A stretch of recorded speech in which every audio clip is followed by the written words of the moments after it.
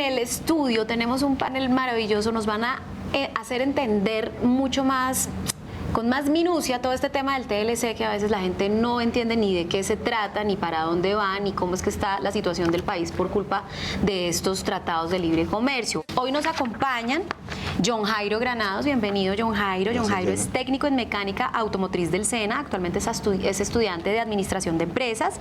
Él es el presidente del sindicato de la General Motors Colmotores, se llama Sintragem-Col. Bienvenido, John Jairo. Gracias. Angélica González, ¿cómo estás? Bienvenida. Angélica es administradora de empresas con especialización en desarrollo humano. Es la vicepresidenta de la Junta Directiva de ACOPI, es empresaria del sector de manufactura, conoce absolutamente la realidad de los micro, pequeños y medianos empresarios, es miembro de la coalición No al TLC Corea y es representante del sector farmacéutico en ACOPI Bogotá, Cundinamarca. Angélica, gracias por aceptar esta invitación. A mi lado está Óscar Gutiérrez, el director ejecutivo de Dignidad Agropecuaria, un movimiento maravilloso que nos enseñó a los jóvenes sobre todo a ver el agro colombiano desde otro punto de vista. Bienvenido, gracias por aceptar esta invitación. Y tenemos a Daniel. Daniel, bienvenido. Muchas gracias. Daniel Hawkins, ¿se pronuncia tu apellido? Hawkins? Sí, perfecto, sí. Director del área de investigación encargado del monitoreo de los TLC firmados por Colombia en la Escuela Nacional Sindical. Tiene una maestría en Economía Política Global y un PhD en Ciencias Políticas, ambos de la Universidad de Kassel en Alemania. Bienvenidos. ¿Cómo los ha afectado a ustedes en la vida diaria el TLC? Desde el punto de vista, digamos, de los trabajadores, se ha dado una afectación muy grave, ya que se ha visto una desindustrialización y esto pues ha acabado lo que es los puestos de trabajo y en sí lo que es digamos, el sustento propio de las familias de los trabajadores, ya que vemos que cada vez con estos acuerdos, con la llegada de tantos productos del exterior, vemos que la industria se está acabando, las empresas se están yendo y cada vez hay menos trabajo. Entonces directamente es un golpe duro a lo que es la vida diaria de nosotros los trabajadores y nuestras familias. Angélica. Pues las vitrinas están llenas de productos muy económicos, pero al ellos perder sus empleos, pues es muy complicado tener ingreso y cuando no hay ingreso, pues es muy difícil el consumo.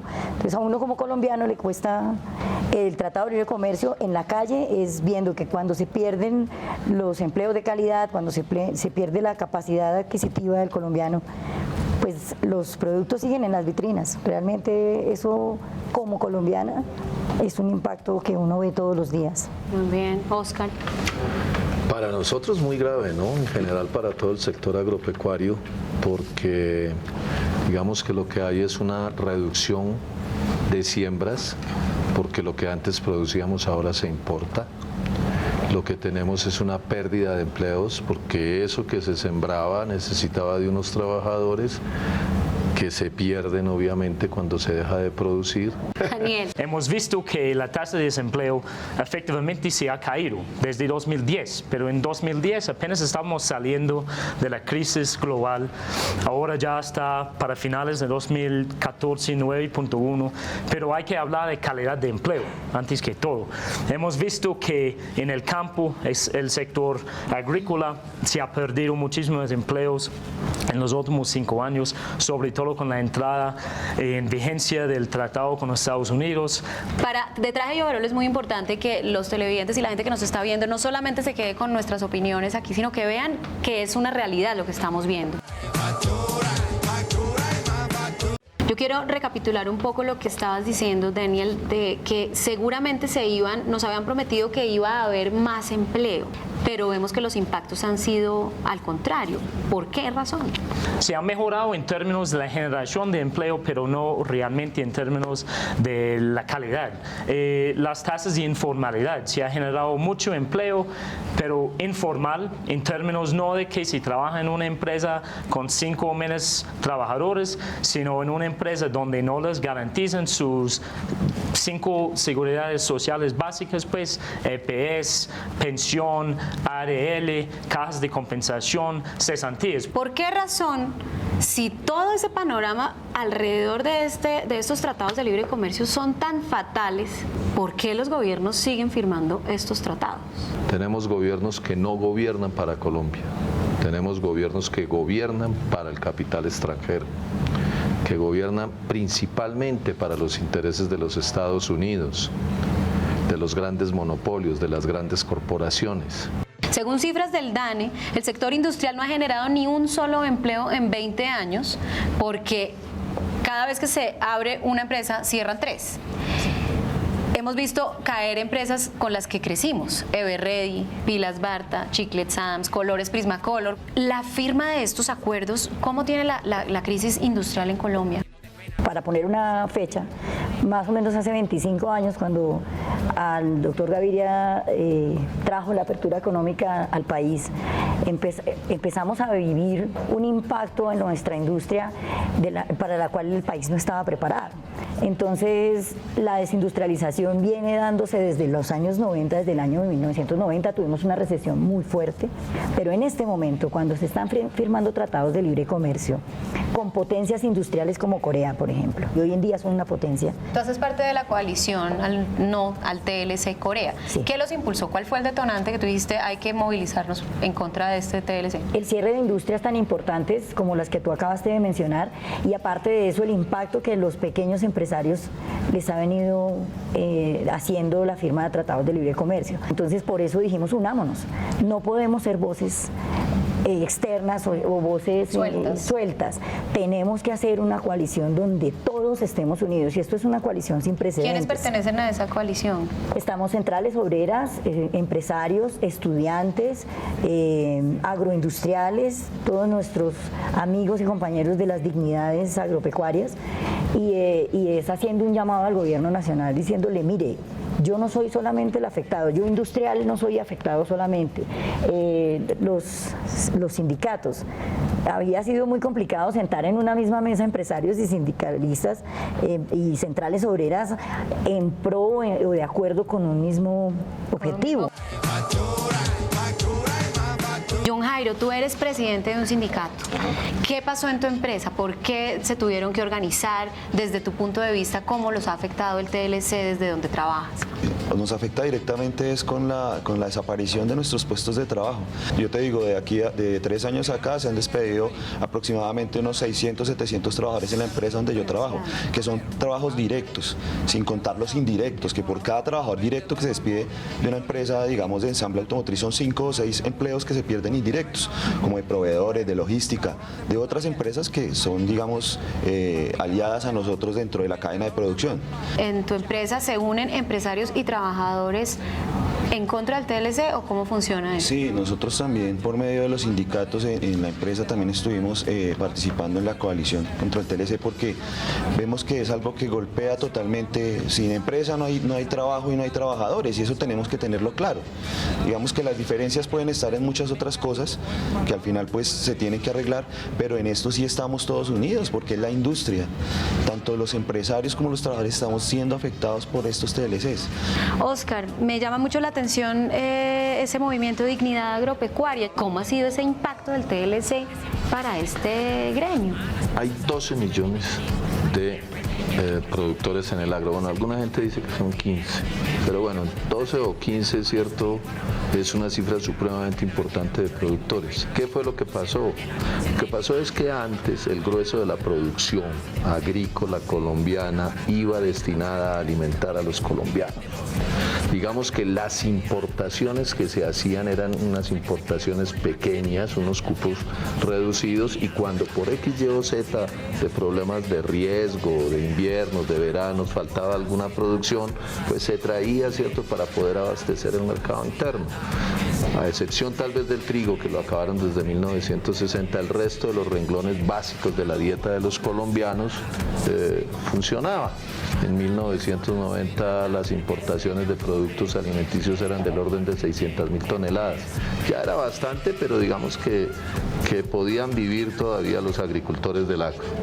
Hoy estamos trayendo, en 2014, 10.400.000 toneladas de productos agrícolas extranjeros.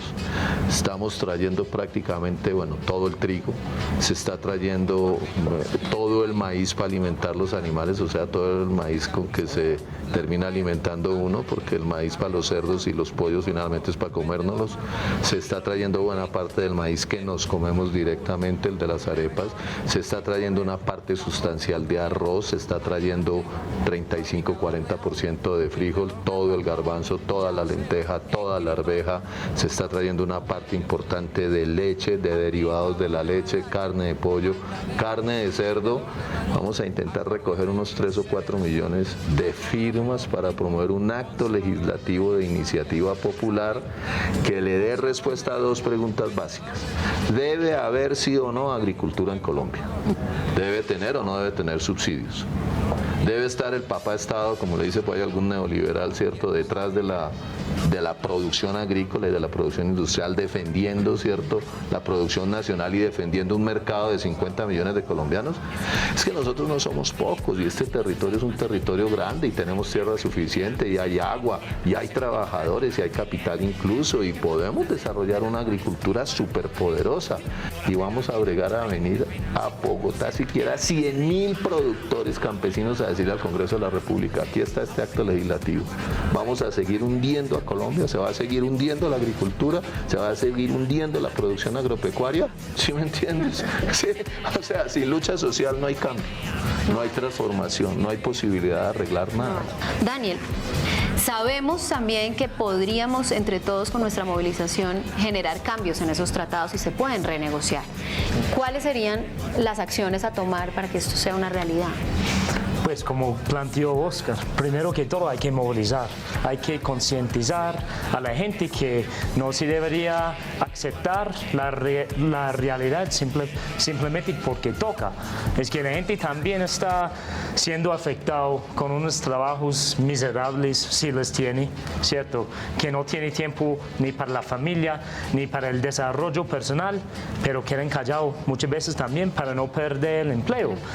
Y derechos fundamentales como la sindicalización, la libre asociación, muchas veces también la misma población tiene miedo por las circunstancias históricas, pues la persecución continua. Entonces deciden no salir a la calle, deciden no asociarse, pues no afiliarse al sindicato del trabajo, entonces tampoco ayuda mucho, ¿cierto? Es que hay que concientizar a la gente y hay que buscar un nuevo rumbo, porque el rumbo donde estamos en este momento va muy mal. Va muy bien por los grandes capitales extranjeros y nacionales, por los gobernantes que les gusta hacer todo menos gobernar para el pueblo, pero va mal para todo lo demás. Entonces hay que hacer un cambio fundamental. ¿Todos los tratados que hay son malos? Inicialmente, como lo decía Daniel, estos TLC tienen de todo menos de TLC, porque obviamente como no podemos estar en una economía cerrada, sino tenemos que abrirnos también al mercado, pero abrirnos de unas condiciones, digamos, que sean de verdad justas, que sean equitativas, ¿sí? donde impulsemos la industria y donde la protejamos y donde, digamos, lo que se hace acá, lo local, sea, digamos, más protegido, porque es que acá es más barato comprar lo importado que lo mismo local, por la misma desprotección que hay de la industria nacional. Entonces tenemos es que proteger la industria nacional. No estamos en contra de los TLCs, pero que sean como de verdad deben ser. Que realmente sean tratados, que sean libres. Un gana-gana. No un gana-pierde, porque así es muy difícil competir. Ajá.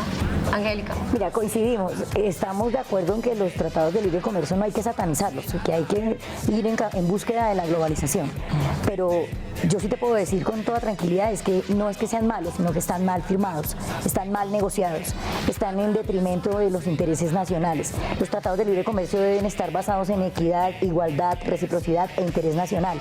No es, digamos, restringirnos o cerrarnos a que no se firmen tratados, sino que se firmen y se firmen bien y se renegocien los que están mal firmados. Yo pertenezco a la agremiación de actores y ya hemos estado viendo que todos los sectores se están afectando. Es que no es solamente ni el agro ni las industrias, somos todos. En la televisión o en nuestra industria audiovisual, sobre todo, porque nosotros somos actores de teatro y del cine, pero en el audiovisual estamos enfrentando una importación de televisión extranjera que nos deja absolutamente a todos fuera de combate.